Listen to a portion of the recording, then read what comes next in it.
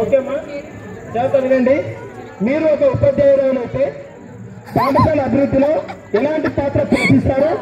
భిన్న మనస్తత్వాల పిల్లలతో ఎలా ప్రవర్తిస్తారు మీరు? మరోసారి ఏంటారు క్వశ్చన్ అవుతుంది. ఒక టీచర్గా నేనైతే నా పిల్లలకు ఏదైనా కాన్సెప్ట్ అర్థం కాకపోతే ఏదైనా డౌట్ ఉందా అని మళ్ళీ మళ్ళీ అడిగి వాళ్ళు వస్తే వాళ్ళకి క్లియర్గా కాన్సెప్ట్ అర్థమయ్యేటట్టు చెప్తాను.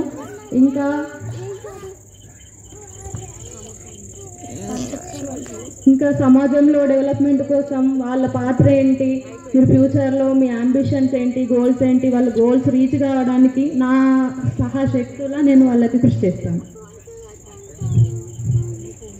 మీ ఇష్టం, టైం ఇంకుంది, టైం చివరి వరకు ఉపయోగించుకోవాలి. 1 minute మరి మీ ఇష్టమే కాదు ఏందనేది వస్తలేమా ఐడియా? ఓకే అమ్మా, గట్టిగా చెప్పలు కొట్టండి. ఓకే అమ్మా, నెక్స్ట్ జలజ గారు, శోభ గారు.